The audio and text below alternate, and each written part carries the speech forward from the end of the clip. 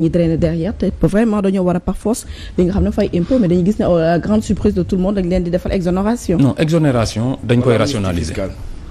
exonération rationalisation rek lañ koy mën a def parce que exonération am na solo amul l'État deful ay cadeau rek pour def cadeau exonération parfois c'est en matière sociale. mais pour une entreprise qui gagne par exemple plus de 4000 milliards par an est-ce que soxla nañu koy exonérer? non bien entendu am na entreprise yoo xam ne dañ am des conventions fiscales ou des exonérations que rien n'explique yooyu c'est des problèmes qui sont là parfois même ñun ñooy créer suñu propre problème mooy maanaam le Sénégal day signer ay conventions avec des états yoo xam ne ñoom sax duñu fi am xam nga convention c'est pour éviter la double imposition. Oui. Donc boo ko signé ak dëkk moom day am ay entreprises yuy liggéeyee ci yow nga am ay entreprises yu liggéeyee foofu mais Sénégal day signé convention ak dëkk boo xam ne mais dëkk boobu amul benn entreprise au niveau du kii Sénégal amul benn entreprise foofu. Donc ce qui fait que ça ne tourne que sur un niveau. benn côté rek gagné oui nos propres entreprises sax mais c'est un paradis fiscal c'est-à-dire que nos entreprises vont avoir dañuy dem ci dëkk boobu puisque dëkk bi dafa am. Une convention mais absolument inutile et qui est signée avec d'autres pays. Mais les exonérations pour revenir sur ça.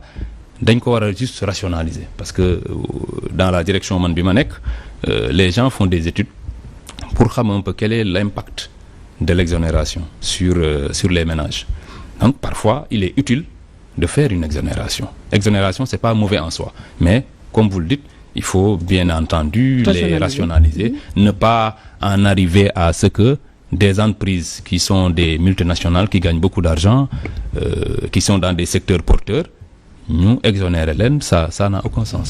Surtout que parfois on les exonère même en matière d'impôts locaux c'est-à-dire que dañuy établir fenn la localité mairie bi wala mairie bi war a profiter ci les recettes. Mais ñu exonérer ko ce qui fait que c'est. Est-ce que loolu dafay rentrer ci le cadre du RSE wala ça n'a rien à voir. Bien entendu oui. D'accord ci côté impôt domaine la ñuy des parce que DGID nekk na benn branche su état boo xam ne bu am solo la cim réew. tey par rapport ak li mu daan liggéey bu njëkk nga xam ne gis nañ li mu doon liggéey mais lan nga xalaat que ni tey war nañ ko mën a def DGID ba nit ñi gën a sentir que ni war na mën a dem même ci pilier wu économie bu Sénégal la direction des impôts et domaines. Bon xam nga soit départ tas leen wala naka lañ ko war a mën a defee. non pas tas man je pense que en tout cas si je comprends bien la question man pour man le travail de fond et d'ailleurs je n'apprends rien aux fiscalistes c'est l'élargissement de l'assiette aujourd'hui dañu war a liggéey sur comment élargir l'assiette nous sommes déjà très bons en matière de taux de pression fiscale on est à 18% même si le standard de l'UEMOA est à peu près je crois 20% mais aujourd'hui bu ñu élargiroon l'assiette fiscale da ngay augmenter tes recettes alors élargissement de l'assiette fiscale wax nañ ko sànq tu peux rationaliser tes exonérations tu peux revoir tes conventions yi nga def ak ñenn ñi tu peux maîtriser ton foncier parce que boo maîtriser le foncier tu maîtrises ton assiette. Da nga élargir sa assiette. C'est-à-dire boo maîtriser le foncier c'est-à-dire Dakar par exemple boo xamee terrain bu ne kan moo fa dëkk kan moo ko moom ak ban mooy situation dañ ko loué wala loué wuñu ko loolu da ngay yokk sa un peu ta fiscalité boo xoolee aussi tu peux je vous ai parlé tout à l'heure des conventions.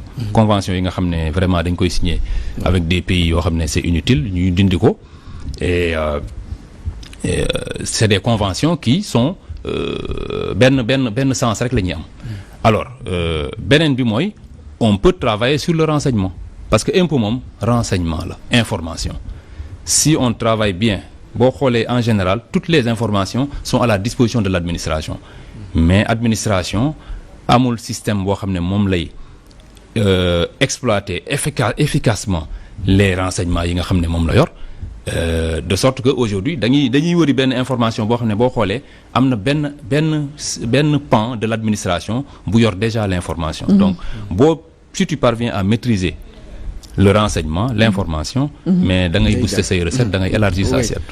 mais ci beneen côté déjà yaa ngi wax waxu renseignement moo tax sax sama xel dem ci muy wàllum acte yi nga xam ne xëy na régime bi jàll bàyyi nañ ko fi déjà am na ay rapports yoo xam ne ba léegi yoon waxagu ci dara donte dem nañu mais demuñu jusqu'au bout ñenn ñi ngi dox naan entendre nañ leen ci yooyu muy rapport Cour des comptes am na yeneen yoo xam ne OFNAC moo ko publier woon ak ay actes yoo xam ne am na fi ñu bari di wax ne sonal nañ leen ci manifestation yeeg yu am ñu ci faatu ñenn ñi di laajte est-ce que dañu war a baale fàtte pour mën a tourner cette page dem ci beneen page boo xam ne yéen moom ngeen war a bindal seen bopp wala faaw ñu marqué taxaw juger yooyu yëpp jàll doogu mën a dem ci leen est-ce que nekk un couteau à double tranchant finalement.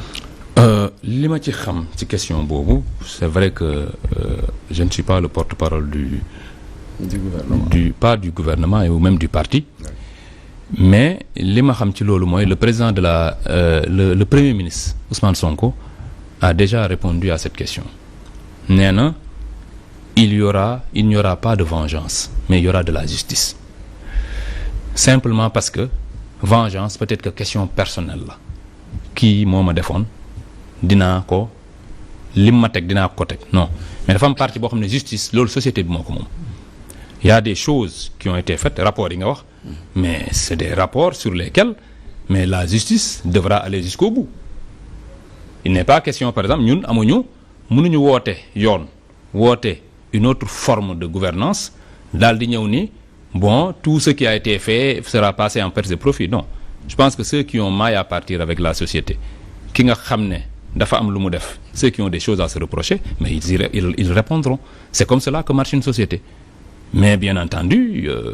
il n'est pas question que li fi amoon di amaat maanaam ñu trouver de faux semblants c'est-à-dire que jël dëkk bi yëpp créer des infractions bateau di jàpp nit ñi di tëj une chasse aux sorcières non loolu du am mais la justice sénégalaise qui figure en bonne place d'ailleurs dans le programme du président Diomaye Faye mais cette justice-là devra fonctionner elle devra fonctionner au bénéfice de la société sénégalaise ku ne dañ lay li la war li sa àq ak sa yelleef dinañ ko respecter mais ku jël alalu dëkk bi mais il y aura une redevabilité koo xam ne aussi il est démontré que parce que aussi am na loo xam ne sénégalais yi mënuñ ko fàtte n'oubliez pas que on a perdu des dizaines de personnes am na des gens yoo xam ne dañ leen a rey am ñoo xam ne dañ leen a torturer am na ñoo xam ne dañ leen a dóor gaañ leen mais ça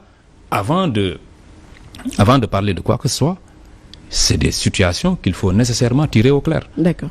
Voilà. Alors si je comprends bien ce raisonnement ça veut dire que yow vous êtes pour ñu déclassifier li nga xam ne mooy le rapport du corps de contrôle yu defoon on déclassifie tous les rapports bu ko defee ñu mën a poursuivre yi nga xam ne c'est des bon.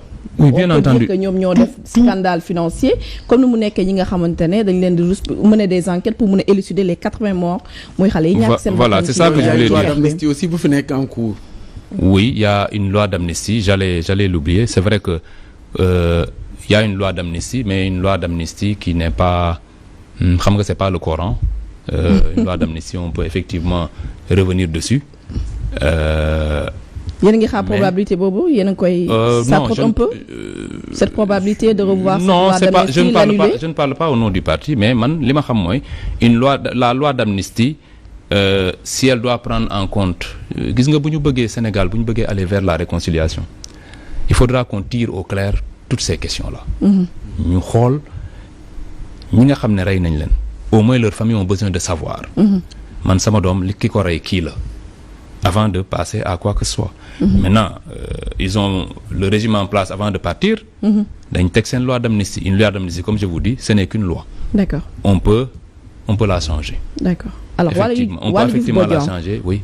En tant que membre de PASTEF, c'est ce tour personnel. Est-ce que vous êtes pour ñu revoir cette loi d'amnistie annuler ko àtte ñi nga xamante dañ leen suspecté ne ñoom ñoo rey xale yi mener des enquêtes pour que ñu mën a dem vers une réconciliation nationale parce que pour ñu ne réconciliation il faut que mu am vérité. Est-ce que vous êtes pour ñu abroger cette loi d'amnistie?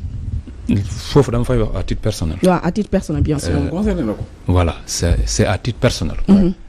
bu dee man la je considère qu'il faut revenir sur cette loi d'amnistie et tirer au clair tout ce qui a été fait. Parce que ñun ça ne nous gêne pas ñu revenir sur cette loi d'amnistie dans la mesure où li ñuy reproché yëpp boo xoolee ce n'est absolument rien. boo xoolee ñi ñu jàppoon bàyyi leen par vague ni on leur a juste créé tout un ensemble d'infractions qui sont tout aussi fallacieuses les unes que les autres. Mais li nga xam ne moo concret mooy nit ñi dee du waa Pastef ñoo leen rey parce que justement c'est pour la plupart des gens de Pastef qui à l'occasion de simples manifestations parfois même de façon pacifique da ngay gis nit ku yor drapeau Sénégal brandir ko ñu viser la on te descend daal di lay rey noonu. Pour man yooyu c'est des choses que ce pays ne peut pas se permettre de passer en pertes et profits. ñu bàyyi ko noonu. Je ne pense pas que les Sénégalais attendent cela du nouveau régime. Maintenant ça je le dis à titre personnel. Ouais. Ce n'est ni une position du gouvernement du Sénégal ni une position du parti Pastef. Issa. Mais ci côté boobu déjà ñi ngi wax lu bari réduction des comptes ñeneen ñi di wax côté ñu wax ci loi d'amnistie bi nga xam ne moo tax lu bari ñu mën ko effacer ci li fi jot a jàll.